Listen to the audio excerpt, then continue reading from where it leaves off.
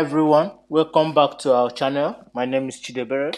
So in today's video, I will show you how to integrate Microsoft Defender for Cloud into your DevOps environment. So Microsoft Defender for Cloud basically is a security solution by Microsoft that will help you protect your DevOps pipeline and the environment. It can also be used to protect your Azure environment and the rest.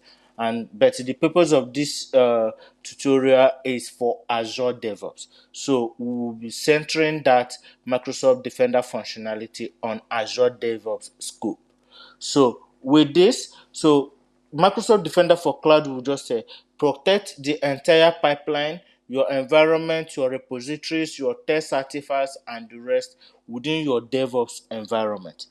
And one of the key features that makes a Microsoft Defender a robust tool to integrate on your DevOps environment for security is that it leverages Microsoft Threat Intelligence to detect and mitigate attacks on your environment proactively.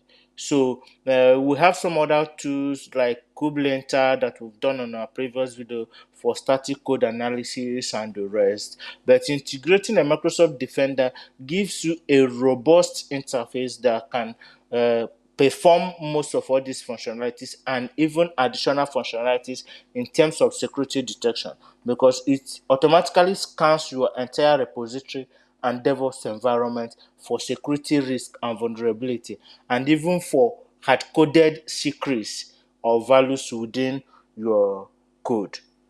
So by doing this, it uses several other tools. You can integrate that with some other third-party tools or open source tools like Bandit, Slit, TerraScan, and the rest. So in this video, I'll give you a walkthrough on how you can implement that or integrate the Cloud Defender, Microsoft Defender for Cloud on your environment. So let's kickstart this. So first, you have to go to your Azure environment and search for Microsoft Defender for Cloud. I'll just say Defender for Cloud. Yes, we have Microsoft Defender for Cloud. And then you go down to Management and then Environment Settings. Under your environment settings, you need to integrate your Azure DevOps environment into this. So you add environment. Within this, you have different interfaces that you can integrate to Microsoft Defender. You have Amazon Web Services. You can integrate that to Google Cloud, GitHub, Docker Hub, JFrog, and the rest. So for the purpose of this video, we integrate that to our Azure DevOps environment. So you select Azure DevOps environment and then demo, give it a name. You say demo defender, select your subscription, and then you can create a resource group or use an existing resource group. Then select a location closest to you. With this, I'll select UK South and then go next to select your plans. So with this, protect your DevOps environment and source code with advanced defenses, which is on. So this is on free tier preview for now. So free tier is on preview. So we can go to configure access, though we will not deploy that for now. So to configure access, this is where you authorize. You authorize your DevOps environment. So once you do this, so you give access from this Defender to your DevOps environment, then you can select the scope of the DevOps organization. In my DevOps organization, I have series of organization. On this one, I have two. Then I still have what I can do, but on one organization, I have different projects. You have to define which scope. Is it all existing and future organizations? So if I create any other organization with this account, then it will be automatically integrated. I will just have to install an extension on that new organization, and that's all. You can select all existing, but any new organization will be excluded from it. Then series of other permissions, that you want to grant it. We have these permissions, identity, work items, your build agent, and the rest. So I'll leave it as default, and then we can go to the next stage, which is review and generate. So I'm not actually deploying this to this environment. So you see the configuration you have set in place and you click create. So for the purpose of this, I'm not creating it, just to show you a demo on how you can set it up.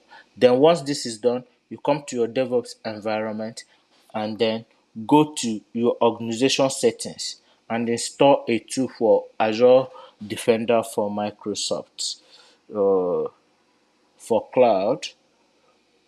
Sorry, so you come to this. I've installed it, but if you haven't, what you do is go to browse marketplace and search for Microsoft Security DevOps or even Microsoft Defender. You'll be able to see that it's a Microsoft Defender for cloud. You click search, and then once you click Defender for cloud, you see this Sonar key for static code analysis. This is it. So if you have not installed it on a DevOps environment, you just do get it free, and then it will redirect you to your DevOps or to select your DevOps organization. And once this is done, so I have this already, and it's showing me that I have already installed it. Okay, good. So let's go back to our interface and see how we can use it. So once you have provisioned this and then install this tool on your extension, so the next thing is to make use of it. So we trigger a pipeline where I've implemented this. I'll show you how it works. So on my pipelines, I'll have okay, build agents in containers, added Microsoft Defender config. Okay, good. We'll click a date so that I'll show you a walkthrough of how it works. So this is a pipeline where I implemented metric strategy for deployment. Then under the task, we have this. So you can add Microsoft Security for DevOps, which is that Microsoft Defender for Cloud. So if we do a date of this, let's say on this, let's assuming you do not have it, so you can come to your task and select Microsoft Security DevOps, which is the extension, which is the name of this extension that we have here.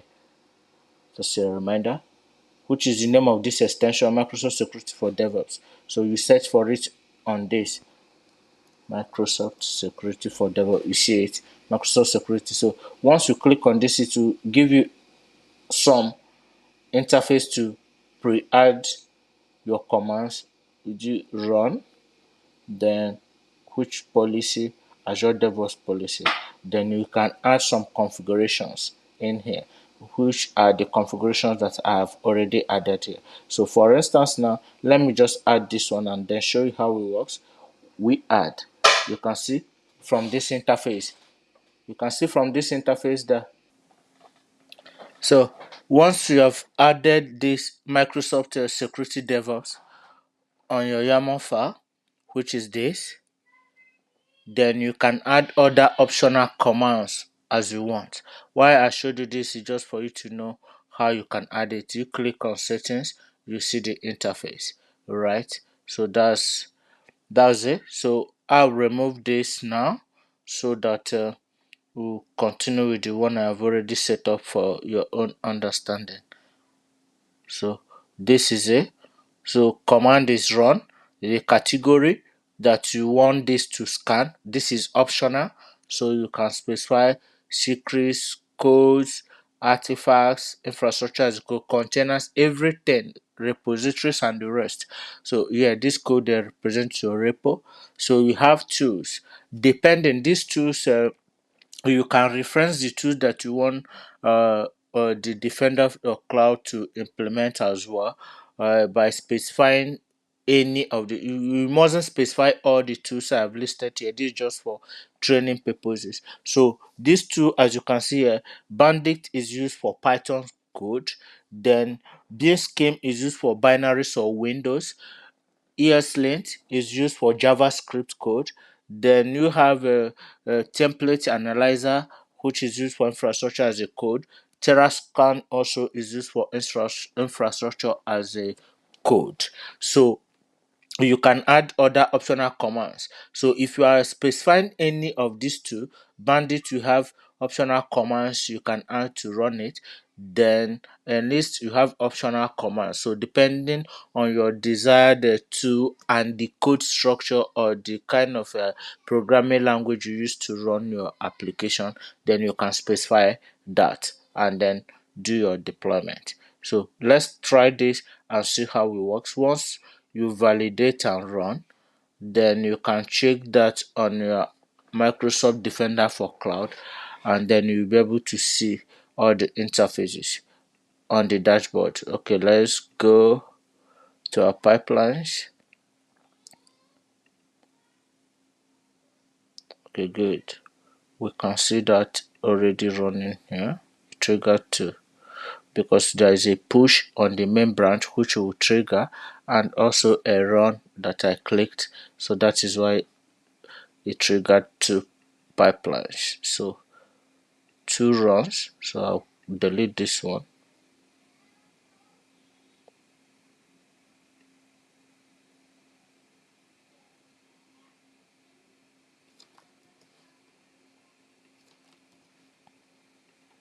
I'll delete this.